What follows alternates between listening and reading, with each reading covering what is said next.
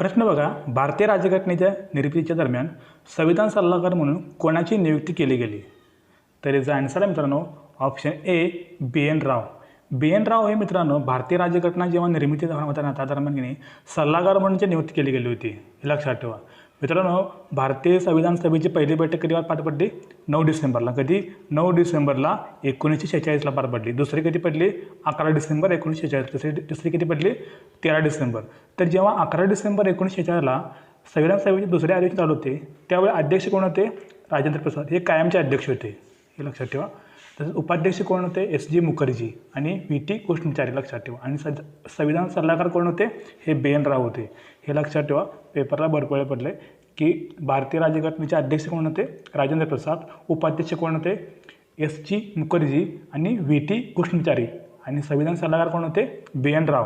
हे लक्षात ठेवा. पेपरला भरपूर वेळ पडले की भारतीय राज्यघटनेच्या निर्मिती दरम्यान संविधान सल्लागार म्हणून कोणाची नियुक्ती केली? तर बी एन राव हे आन्सर राहील. हे पाठ करून ठेवा, पेपरला भरपूर आला आहे. पुढील प्रश्न बघा. प्रश्न दुसरा काय म्हणतो? पहिल्या बैठकीच्या वेळी घटना समितीचे उपाध्यक्ष म्हणून कोणाला मनोनीत करण्यात आले होते? तर मित्रांनो मोस्ट टाईम प्रश्न आहे. हा प्रश्न भरपूर पेपरला पडला आणि पडण्याची शक्यता आहे. तर याचा आन्सर आहे मित्रांनो option D frank Anthony. Frank Anthony हे मित्रांनो पहिल्या बैठकीवेळी घटना समितीचे उपाध्यक्ष म्हणून मनोनीत करण्यात आले होते. ॲक्च्युअलमध्ये पहिल्या बैठकीच्या वेळी काय झालं होतं?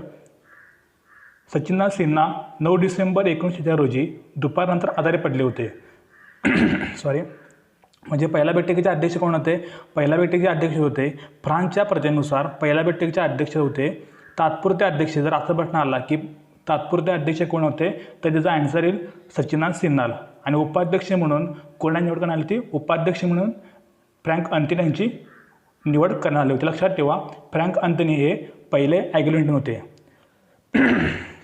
सॉरी, फ्रँक अँथोनी हे पहिले अँग्लो इंडियन होते, लक्षात ठेवा. तर हे पण लक्षात ठेवा की पहिल्या बैठकीच्या वेळी घटना समितीचे उपाध्यक्ष कोण होते? फ्रँक अँथोनी, हे लक्षात ठेवा. मित्रांनो संविधान सभेला 2 कायम उपाध्यक्ष होते. कारण फाळणी दरम्यान एस एस मुखर्जी बंगालचे प्रतिनिधी सदस्य केले होते पण पुन्हा संविधान सभेवर निवडून आले होते, म्हणून ते नियमानुसार 2 उपाध्यक्ष निवड करण्यात आले होते. एस जी मुखर्जी आणि व्ही टी कृष्णाचारी त्यानंतर ते उपाध्यक्ष झाले होते, लक्षात ठेवा. आणि पहिल्या बैठकीच्या वेळी अध्यक्ष कोण होते? सचिननाथ सिन्हा तात्पुरते होते. आणि उपाध्यक्ष कोण होते? Frank Anthony. कारण का? सचिननाथ सिन्हा हे दुपारनंतर आजारी पडले होते म्हणून. पुढील प्रश्न बघा. संघीय शासन व्यवस्थेमध्ये मोस्ट इम्पॉर्टंट प्रश्न आहे, इम्पॉर्टंट प्रश्न आहे की काय म्हणले संघीय शासन व्यवस्थेमध्ये काय असतं? तर याचा आन्सर द्या पटकन. काय असेल आन्सर याचं? सत्तेचे केंद्रीकरण असेल, सत्तेचे विकेंद्रीकरण असते, यामध्ये केवळ एक सरकार असते, यामध्ये केवळ प्रांतीय सरकार असते. तर याचा आन्सर आहे ऑप्शन बी सत्तेचे विकेंद्रीकरण असते. मित्रांनो सत्तेचे विकेंद्रीकरण म्हणजे कसं तुम्हाला सांगतो तुम्हाला. तर यामध्ये काय म्हणले संघराज्य हा उच्चारल्याबरोबर आपल्या डोळ्यासमोर आले पाहिजे की अधिकाराची विभागणी. संघराज्य हा शब्द आल्याबरोबर डोळ्यासमोर आले पाहिजे की अधिकाराची विभागणी. म्हणजे काय? मग ते 2 पातळीवर म्हणजे कुठं? केंद्रात आणि राज्यामध्ये किंवा 3 पातळीवर. सत्तेचे विकेंद्र म्हणजे संघराज्य असते. सत्तेचे विकेंद्र एक सरकार म्हणजे युनिटरी गव्हर्नमेंट असते. अधिक माहिती पहा मित्रांनो की सत्तेचे विकेंद्र म्हणजे तुम्हाला कळालं का? आपले जे भारतीय संविधान सभा किंवा संविधान आहे संघीय शासन व्यवस्था म्हणजे सत्तेचे विकेंद्रण केले गेले. केंद्रात, राज्यात आणि ग्राम पातळीवर सरकार वेगळं असते, हे लक्षात ठेवा. पुढील प्रश्न बघा. पहिल्या बैठकीच्या वेळी पुढचा आहे. पुढनं प्रश्न होता बघा. भारताच्या घटना समितीचे पहिले अधिवेशन केव्हा झाले? तुम्हाला मगाच सांगितलंच की भारतीय घटना समितीचे पहिलं अधिवेशन पार पडलं होतं 9 डिसेंबरला, म्हणजे 9 डिसेंबर 1946ला हे पहिलं पडलं होतं. दुसरं कधी पार पडलं होतं? 11 डिसेंबर 1946ला. तिसरं कधी होतं? 13 डिसेंबर 1946. लक्षात ठेवा. 9 डिसेंबर, 11 डिसेंबर आणि 13 डिसेंबर हे लक्षात ठेवा. तर मित्रांनो पहिल्या बैठकीचे अध्यक्ष कोण होते? पहिल्या बैठकीचे अध्यक्ष म्हणजे 9 डिसेंबर 1946 अध्यक्ष होते सचिननाथ सिन्हा. हे तात्पुरते अध्यक्ष होते. पेपरला जर असा प्रश्न आला की तात्पुरते अध्यक्ष कोण होते पहिल्या बैठकीचे? सचिननाथ सिन्हा. ते दुपारपर्यंत आजारी पडले होते. त्यानंतर उपाध्यक्ष फ्रँक अँथोनी झाले होते. आणि दुसरी बैठक पार कधी पडली? कधी पार पडली दुसरी बैठक? दुसरी बैठक पार पडली 11 डिसेंबर 1946. तो अध्यक्ष कोण होते? राजेंद्र प्रसाद. हे लक्षात ठेवा. मित्रांनो पहिल्या बैठकीच्या वेळी एकूण सदस्य किती होती? 211 सदस्य हजर होती. त्यामध्ये मुस्लिम सदस्य नव्हते, हे लक्षात ठेवा. 211 सदस्यापैकी मुस्लिमचे सदस्य नव्हते, हे लक्षात ठेवा. पुढला प्रश्न बघा, 5वा प्रश्न. भारतीय घटना समितीचे अध्यक्ष होते. आता तुम्हाला सांगितलं कोण आहे सांगा बरं. भारतीय घटना समितीचे अध्यक्ष होते डॉक्टर राजेंद्र प्रसाद, हे लक्षात ठेवा मित्रांनो. भारतीय घटना समिती अध्यक्ष कोण होते? डॉक्टर राजेंद्र प्रसाद. भरपूर वेळा पेपरला प्रश्न आला आहे. भारतीय घटना समिती अध्यक्ष कोण होते? डॉक्टर राजेंद्र प्रसाद. मित्रांनो, घटना समिती तात्पुरते हंगामी अध्यक्ष कोण विचारले तर सचिन सिन्हा सांगायचं, बरोबर. 9 डिसेंबर 1946, हे लक्षात ठेवा. उपाध्यक्ष कोण होते? Frank Anthony. आणि घटना समितीचे कायमचे अध्यक्ष असं जर म्हणलं तर डॉक्टर राजेंद्र प्रसाद, हे उत्तर बरोबर आहे, बरोबर. 11 डिसेंबर 1946ला. तात्पुरते अध्यक्ष कोण म्हटलं किंवा हंगामी अध्यक्ष म्हटलं सचिन सिन्हा, आणि कायमचे अध्यक्ष म्हटलं तर राजेंद्र प्रसाद सांगायचं, लक्षात ठेवा एवढं. घटना समितीचे कायमचे अध्यक्षांनी 11 डिसेंबर 1946ला बैठक झाली होती, बरोबर. अध्यक्ष राजेंद्र प्रसाद, तेव्हा उपाध्यक्ष कोण होते? SG मुखर्जी, आणि सल्लागार कोण होते? PN राव, हे लक्षात ठेवा एवढं. पुढला प्रश्न बघा, भारतीय राज्यघटना 3 डिसेंबर रोजी स्वीकारण्यात आली. सांगा आन्सर काय असले जर. कधी स्वीकारण्यात आली? मित्रांनो, मोस्ट इम्पॉर्टंट, पोरं इथं का कन्फ्युजन माहिती आहे काय, भारतीय राज्यघटना स्वीकारण्यात कधी आली आणि त्याची अंमलबजावणी कधी झाली, असा 2 प्रकारे प्रश्न पडतो. तर भारतीय राज्यघटने स्वीकारण्यात कधी आली तर 26 नोव्हेंबर 1949ला. तर याचा आन्सर असेल पहिलं 26 नोव्हेंबर 1949ला भारतीय राज्यघटना स्वीकारण्यात आली. पण 26 जानेवारी 1949ला लागू करण्यात आली. लक्षात ठेवा, स्वीकारण्यात जर असं आलं, प्रश्न जर असा आला की भारतीय राज्यघटना कधी स्वीकारण्यात आली तर तिचं आन्सर येईल 26 नोव्हेंबर 1949ला. आणि अंमलबजावणी किंवा लागू झाली 26 जानेवारी 1949ला. तर मित्रांनो, 26 जानेवारी 1950लाच का? तुम्ही जर प्रश्न पडला असेल ना की 26 जानेवारी 1949लाच का? तर मित्रांनो, 26 जानेवारी 1930ला, मी काय म्हणतो बघा, 26 जानेवारी 1930ला भारताचा प्रथम स्वातंत्र्य दिन म्हणून साजरा केला गेला होता. की काँग्रेसनं काय केलं होतं की 26 जानेवारी जेव्हा अध्यक्ष होते पंडित जवाहरलाल नेहरू, की 26 जानेवारी 1929ला काँग्रेसमध्ये ते मानलं गेलं होतं की आम्ही असं करणार म्हणून. आणि 26 जानेवारी 1930ला स्वतंत्र दिन म्हणून साजरा केला होता. कधी? 1930ला. म्हणून 26 जानेवारी 1950ला घटनेच्या प्रारंभाचा दिन किंवा गणराज्य दिन म्हणून ओळखला जातो, हे लक्षात ठेवा. जेव्हा भारतीय राज्यघटना स्वीकृत केली की नाही त्यावेळी किती कलमं होती तुम्हाला माहीत आहेत? त्यावेळी मित्रांनो 395 कलमं होती. किती? 395 कलमे, 8 परिशिष्ट आणि 22 भाग होती, लक्षात ठेवा. आता किती आहेत? 465 कलम आहेत आता सध्या, 12 परिशिष्ट आहेत आणि 25 भाग आहेत, हे लक्षात ठेवा. सध्या आता किती? 465 कलमे, 12 परिशिष्ट आणि 25 भाग.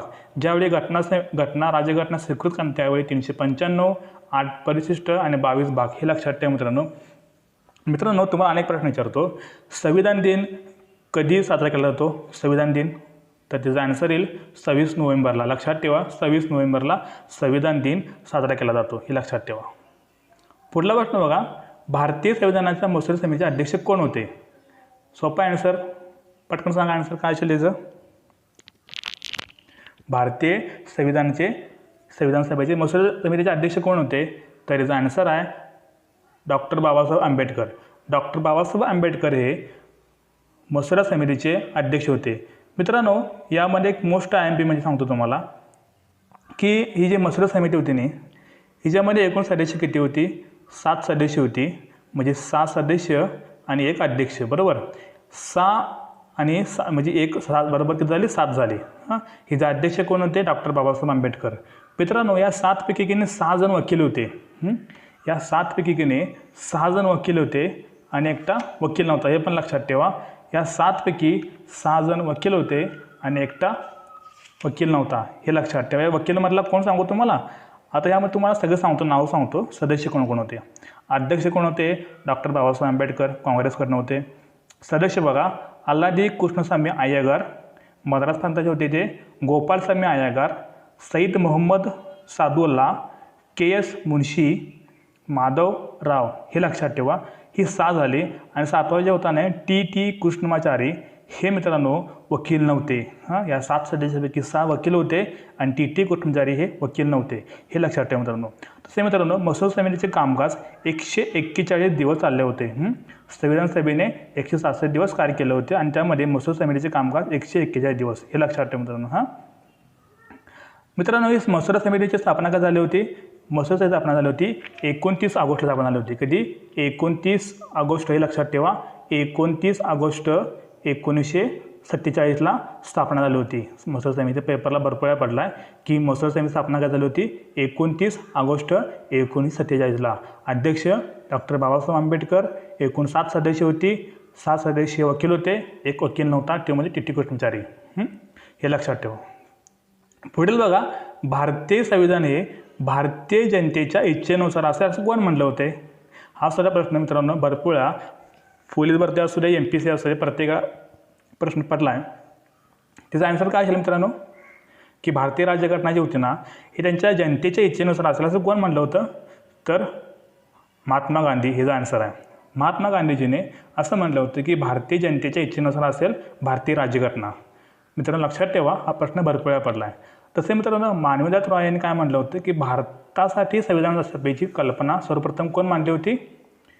आपण म्हणते ना की संविधान सभेची कल्पना कोण मांडली? तर मानवेंद्रनाथ रॉय, हे लक्षात ठेवा मित्रांनो. तसे मित्रांनो स्वतंत्र भारताची घटना प्रौढ मतदाराद्वारे निवडण्यात आलेला संविधान सभेद्वारे कोणत्या बाह्य प्रभाविना तयार करण्यात आले होते? तर पंडित नेहरू यांनी, हे लक्षात ठेवा. पुढला प्रश्न बघा, खालीलपैकी कोण संविधान सभेच्या सदस्य नव्हत्या? मित्रांनो हा सुद्धा प्रश्न मोस्ट इम्पॉर्टंट आहे की जेव्हा संविधान सभा स्थापन झाली ना कॅबिनेट मिशनद्वारे, त्यावेळी 391 सदस्य होते. त्यामध्ये मित्रांनो 15 जण महिला होत्या. 15 जण महिला होत्या. त्या महिलापैकी तुम्हाला हे दिलं आहे की कोणत्या खालीलपैकी कोण ह्या महिला नव्हत्या की संविधान सभेमध्ये नव्हत्या? तर सांगा बरं आन्सर काय असेल याचं? तर मित्रांनो याचा आन्सर आहे ऑप्शन बी, सुब्बलक्ष्मी. सुब्बलक्ष्मी ह्या संविधान सभेच्या सदस्य नव्हत्या. मित्रांनो एकूण 15 महिला होत्या. जेव्हा कॅबिनेट मिशनद्वारे संविधान सभा पारित केली, किती? 389ची. ह्या 389मध्ये मित्रांनो 15 जण महिला होत्या. आता त्या महिलांचं नाव सांगतो, तुम्ही लक्षात ठेवा. पहिली विजयलक्ष्मी पंडित. मित्रांनो हा सुद्धा प्रश्न भरपूर वेळा पडला आहे की इनोच्या आमसभेमध्ये अध्यक्ष पहिला कोण होत्या? तर त्या विजयलक्ष्मी पंडित. बेगम रसूल. सुचेता कुलपानी. भारतातील पहिल्या महिला मुख्यमंत्री सुचेता कुलपानी ह्या पण होत्या. पूर्णिमा बॅनर्जी. कमला चौधरी. अम्मू स्वामीनाथन. दुर्गाबाई देशमुख.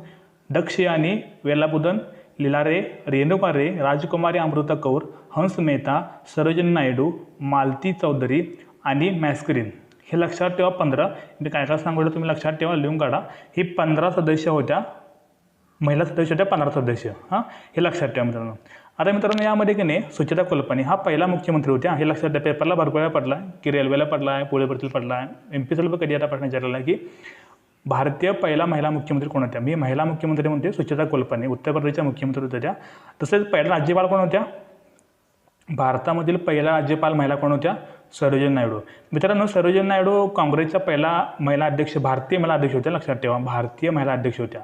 पहिले महिला म्हटलं की अॅनी बेझंट अध्यक्ष होत्या आणि ही पहिली महिला भारतीय महिला सरोजिनी नायडू. 1924ला यांचं कानपूर अधिवेशन झालं होतं, 1924ला, लक्षात ठेवा. विजयलक्ष्मी पंडित युनोच्या युनायटेड नेशनच्या आमसभेच्या अध्यक्ष होत्या, हे लक्षात ठेवा. मित्रांनो मोस्ट हा सुद्धा मी 4 सांगितलं. विजयलक्ष्मी पंडित सांगितलं, युनोचे अध्यक्ष. सुचेता कुलपानी पहिला मुख्यमंत्री, सरोजिनी नायडू. भारताच्या कोकड्या म्हणतात त्यांना, सरोजिनी नायडू यांना. पहिला राज्यपाल. कानपूर अधिवेशन 1925चं काँग्रेसचं अधिवेशन, महिला अध्यक्ष पहिले भारतीय, हे लक्षात ठेवा. पुढला प्रश्न बघू. कोणत्या अल्पसंख्याक समाजाला घटना परिषदेमध्ये विशेष प्रतिनिधित्व देण्यात आले होते? कोणत्या अल्पसंख्याक समाजाला घटना परिषदेत विशेष प्रतिनिधित्व देण्यात आले? सांगा आन्सर काय असेल याचं? तर याचा आन्सर आहे मित्रांनो ऑप्शन ए, शीख. मित्रांनो जेव्हा निवडणुका होणार होत्या की नाही, निवडणुकीच्या टायमाला काय झालं होतं की 3 असे हे केले होते, म्हणजे हे काढलं होतं की बाबा शीख, सर्वसाधारण आणि हिंदू असे केलं होतं. काय केलं होतं? शीख, मुस्लिम आणि सर्वजण असे गट पाडले होते. की पहिला असं काय आरक्षण नव्हतं की बाबा अल्पसंख्याक जाती जमाती असं काय नव्हतं. फक्त काय केलं होतं, घटना समितीत 3 गट करण्यात आले होते. त्यामध्ये शीख होतं, एक मुस्लिम आणि सर्वसाधारण. सर्वसाधारणमध्ये बाकीचे होते, हिंदू हे सगळे होते, बरोबर.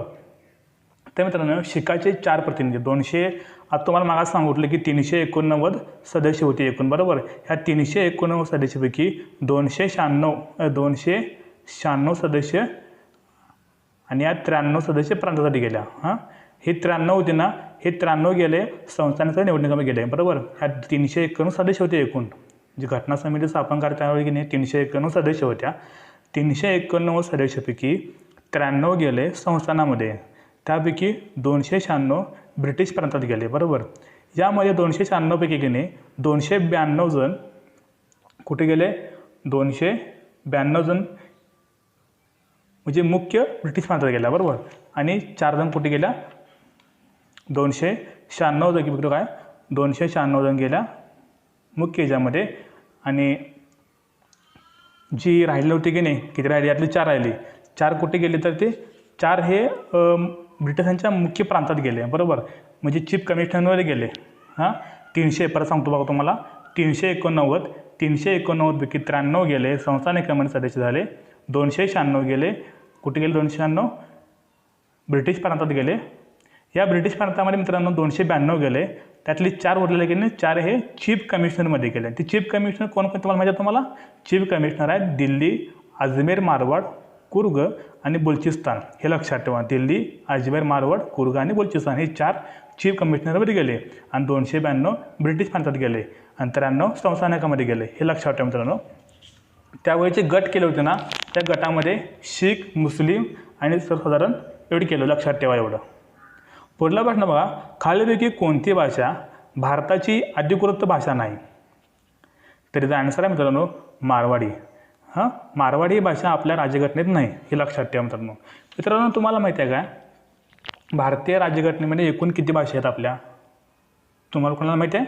भारतीय राज्यघटनेमध्ये एकूण 22 भाषा आहेत, हे लक्षात ठेवा. किती, 22 भाषा आहेत त्या मित्रांनो. मित्रांनो ज्यावेळी राज्यघटना म्हणजे अंमलात झाली ना, स्वीकृत केली कधी, 26 नोव्हेंबर 1949ला, अंमलबजावणी 26 जानेवारी 1950ला. त्यावेळी मूळ राज्यघटनेत की नाही 14 भाषा होत्या. किती भाषा होत्या, 14 भाषा होत्या. आता किती आहेत, 22 आहेत. हे लक्षात ठेवा मित्रांनो. प्रश्न पेपरला भरपूर वेळा पडला आहे की जेव्हा राज्यघटना होती म्हणजे स्वीकृत केली त्यावेळी 14 भाषा होत्या, आता किती आहेत, 22 भाषा. तुम्हाला सांगतो कुठल्या कुठल्या भाषा आहेत त्या. जेव्हा 14 भाषा होत्या की नाही तेव्हा सांगतो बघा कुठल्या भाषा आहेत. आसामी, बंगाली, बोडो, डोंगरी, गुजराती, हिंदी, कन्नड, काश्मीरी, मल्याळम, मैथिली, कोकणी, मणिपुरी, नेपाळी, ओरिसा, पंजाबी, संस्कृत, संताली, सिंधी, तमिळ, तेलुगू, उर्दू, मराठी. एवढी एकूण किती भाषा झाल्या या, 22 भाषा. लक्षात ठेवा किती, 22 भाषा आहेत या मित्रांनो. यामध्ये इंग्रजी येत नाही, हे लक्षात ठेवा तुम्ही. यामध्ये इंग्रजी येत नाही. आता तुम्हाला घटनादुरुस्ती सांगतो, ठीक सांगतो घटनादुरुस्तीची.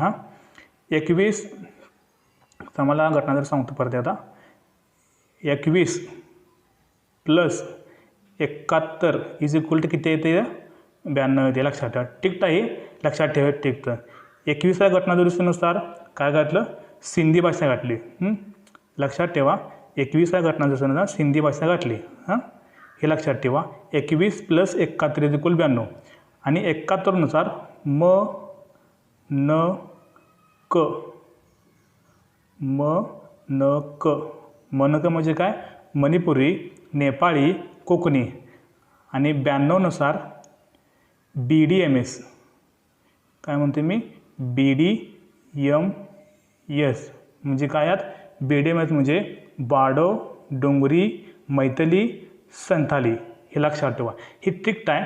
एवढीच घटनादुरुस्ती केल्या. 21व्या घटनादुरुस्ती 1967ला, 71व्या घटनादुरुस्ती 1972ला आणि 92व्या घटनादुरुस्ती 2003ला. एवढीच घटनादुरुस्ती करून एवढी भाषा घातली. लक्षात ठेवा 21 + 71 इज इक्वल टू 92 सिंधी भाषा. 71च्या घटनादुरुस्ती न क म्हणजे मणिपुरी, नेपाळी, कोकणी. BDMS म्हणजे बाडो, डोंगरी, मैथिली, संताली. आणि घटनादुरुस्ती काय सांगतो तुम्हाला, 96व्या घटनादुरुस्ती 96 घटनादुरुस्तीमुळे काय झालं माहिती आहे काय, की 96 घटनादुरुस्ती 2011ला काय झालं की आधी काय होतं माहिती आहे का, आपल्या भाषेमध्ये ओरिसा होतं, ओरिसा. तिचं ओडिसा झालं, ओडिया झालं, बरोबर. या भाषेचं ओडिया असं नामकरण झालं. लक्षात ठेवा, 96 घटनादुरुस्तीनुसार ओडिया झालं. आधी ओरिसा होतं, ओडिया झालं.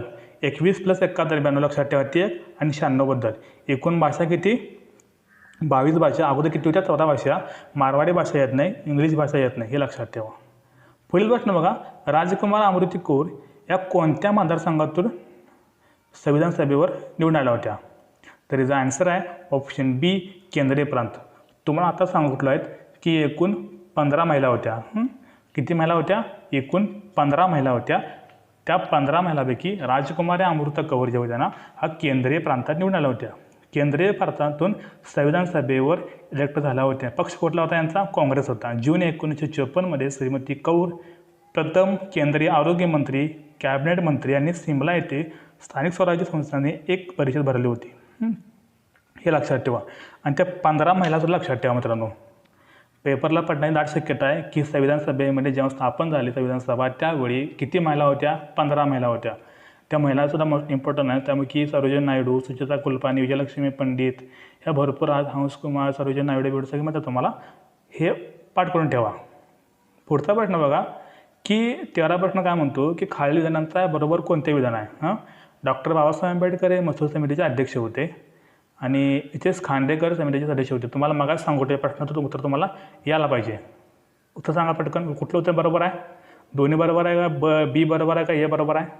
तर याचा आन्सर आहे मित्रांनो ऑप्शन ए बरोबर आहे. तुम्हाला मगाशी सांगितले की एकूण 7 सदस्य होते, बरोबर. 7 बरोबर 7 सदस्य होती, 7 सदस्य होती, एक अध्यक्ष कोण होते? ते डॉक्टर बाबासाहेब आंबेडकर हे अध्यक्ष होते, बरोबर.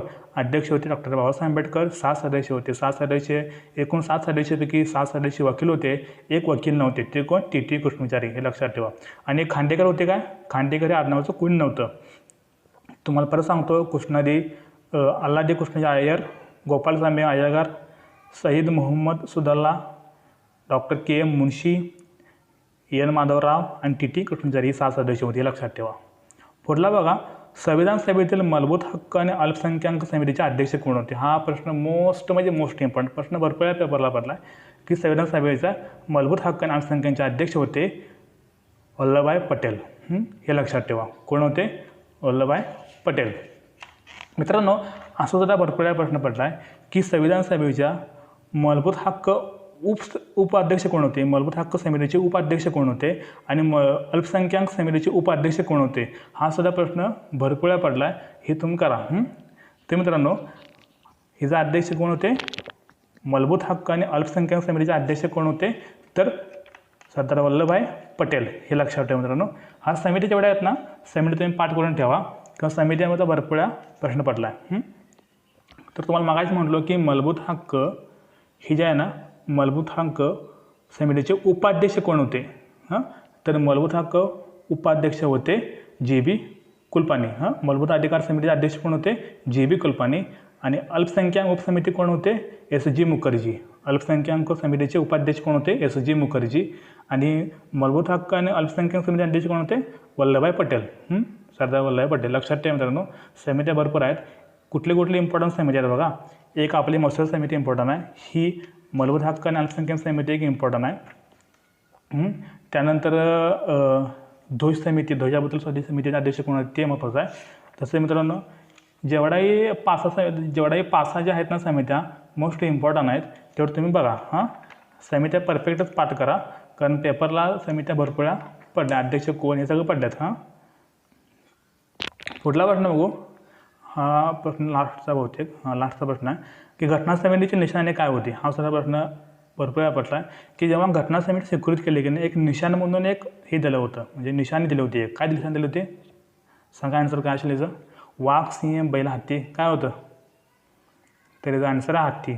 घटना समितीचे निशाण म्हणून हत्ती हे जनतेला होते. मित्रांनो, आपला हा व्हिडिओ फक्त 15 क्वेश्चनचा आहे. पुढील सुद्धा मी राज्यघटनेची ही सिरीज पूर्ण करणार आहे. प्रत्येक सब्जेक्ट वाईज, प्रत्येक म्हणजे टॉपिक वाईज मी प्रश्न घेणार आहे. मोस्ट टाईम प्रश्न त्या सगळं तुम्हाला सांगणार आहे. घटना समिती, आता ही आपण घटनेची निर्मिती कशी झाली, अध्यक्ष विध्यक्ष कोण असं सांगितलं तुम्हाला, एवढं पाठ करा. Most time fail. व्हिडिओ पाहिल्याबद्दल आभार मित्रांनो. व्हिडिओ आवडला असेल चॅनलला सबस्क्राईब करा, लाईक करा, शेअर करा. तसंच असेच व्हिडिओ पाहण्यासाठी चॅनल समोरील आपल्या बेल आयकॉनवर क्लिक करा. Thank you so much.